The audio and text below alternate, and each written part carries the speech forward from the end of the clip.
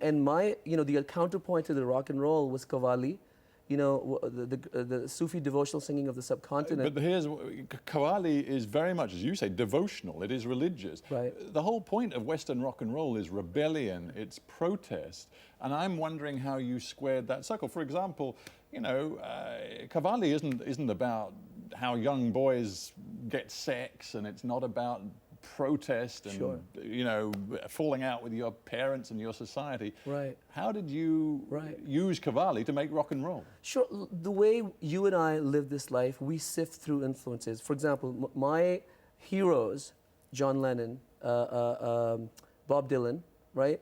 They lived in this world. There was a dark side to rock and roll, which took the lives of Hendrix and Janis Joplin and Jim Morrison and Keith Moon and John Bonham, but drove them to suicide or whatever, to drink. But at the same time, these artists were using the power of rock to send a message of, pluralism, joy, peace. And the same thing in religion.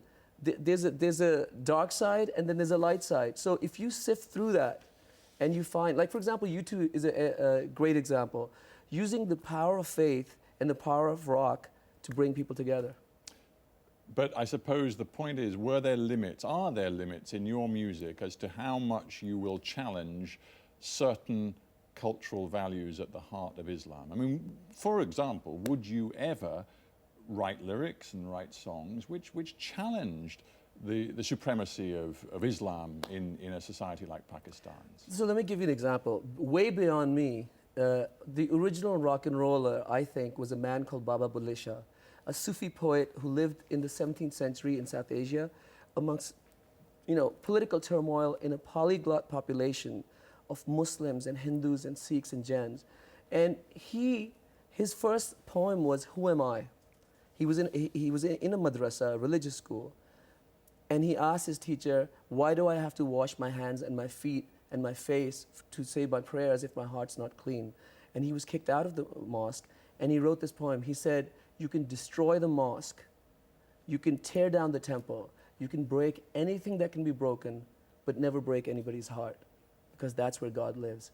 So poets and musicians from within Muslim tradition have challenged cultural stereotypes and rituals. Yeah, but have you? Well, yeah, all the time. Why do you think we've been banned so many times? No, but that's a different thing. I mean, there are scholars, and we've already alluded to this, there are very strict Salafi, Wahhabi scholars in madrasas in Pakistan who would say that playing music at all is haram. So I can see that just by being a rock and roll musician, you represent a challenge to them. But I'm asking you something slightly different, which is... Through my music? Yeah, in your messages, in your music, have you really pushed the envelope when it comes to challenging the basic sort of precepts of a Muslim society? Well, yes. I mean, anybody who knows the bio of Junoon, we not only questioned, the sort of these rituals, of, Shia-Sunni divide, sectarian divides, yeah?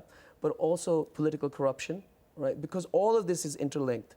When there was a military dictatorship, it was linked to a clergy who just wanted political power. It was not about religion at all, and we called that. And that's why Junoon's following not only grew in in Pakistan, but also in India, because the culture expands beyond the national boundaries. So many times through the lyrics, and I also used poets, traditional poets, to show that modernity and tradition can come together. What about the difference between reaching out to a Pakistani audience and an audience, perhaps mostly Muslim audience, in the West, where the society and the culture surrounding them is very different? Sure. Is that a very different thing for you, appealing to that Muslim audience in the West? Well, you see, I see myself in them because I grew up both, like in New York and Lahore.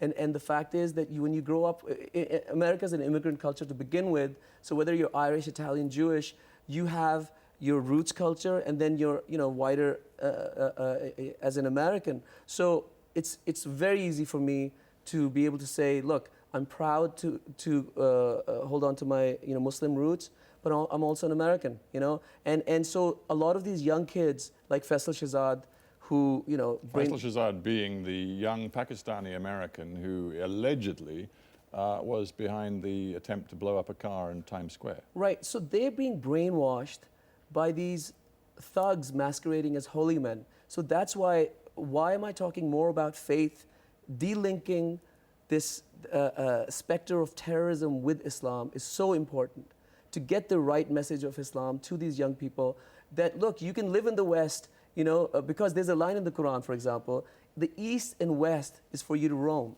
There's no division. The division is created by the people who seek political power and want to control the social agenda. So you're portraying these individuals who are radicalized in the West as nothing more than the brainwashed product of what you call thugs masquerading as Islamic scholars. Absolutely. And so where does the role of genuine anger fit in your worldview? You know, opinion polls from the United States and from the UK and from Europe show that Muslims are, many of them, extraordinarily angry about what they see as Western, quote-unquote, imperialism in Pakistan, Afghanistan, Iraq, the Middle East. So the vast majority, there's mean-spirited, angry people in every culture, but the vast majority, and I'm speaking especially because I live in the States, the vast majority of American Muslims are in the top 15% of the economic bracket, top 15% of the education bracket,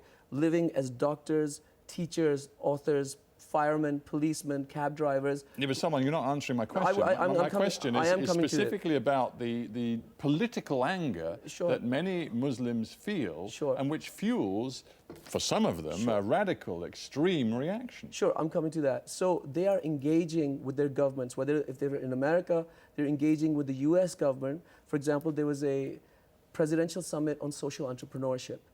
These are people who are eradicating poverty, who are lifting, not only in America, but also connecting with their roots culture, whether it's in Pakistan.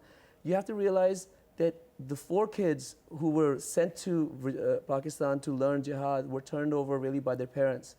The Nigerian failed underwear bomber, his father was the one who informed the embassy about him. This was the Christmas attempt to bomb, it seems, to bomb an airliner on its way to the United States. So I think one needs to be clear that the extremists don't define an entire faith and its followers as being angry. And they might be concerned that because of the wars in Iraq, which and the 8 years of George Bush, they might be concerned that is there a war against Islam? I think that's a genuine concern right across the board in the Muslim community. And the only way you can counter that is more communication, more engagement. But would you not have perhaps a greater access to the minds of these young angry Muslims if your message wasn't simply a sort of rock against extremism, but there was also an element in your music and in your message which was sort of rock against what Muslims, some of them, seem as Western imperialism, but that message doesn't appear in your music. So I'm not saying rock against extreme. My message is, look, I followed my heart. I was growing up in a military dictatorship. It was like having the Taliban in power, but I followed my passion. Now your passion, it could be teaching, writing, whatever. I'm saying follow that passion. Don't give in to this frustration that you need to go blow yourself up because there's no spiritual value in it. There's no, the extremists have sold this message quite cleverly, saying there's a spiritual value in this. I'm saying that the jihad, the positive jihad, in which there is a spiritual value, is, working and achieving your dreams. Like, for example, Professor Yunus, the Nobel Peace Prize winner, who started microcredit, this revolution. Yes, we've had him on this program. Yeah, so he and I talk about that. That's the harder jihad. It's very easy, it's cowardly to blow yourself up and you delink yourself from any spiritual value. But eradicating poverty in the world, educating people, that's the big jihad. But would you not accept that you have to be careful? A recent survey in Pakistan in the summer of '09 found 64% of Pakistanis agree with the proposition that the US is, quote unquote, an enemy. And in the way you approach this subject, the very fact that you live primarily in New York and that your music is, as we've discussed, so heavily Western and American influenced, can you really reach out to the young people you need to reach? Okay, so let me say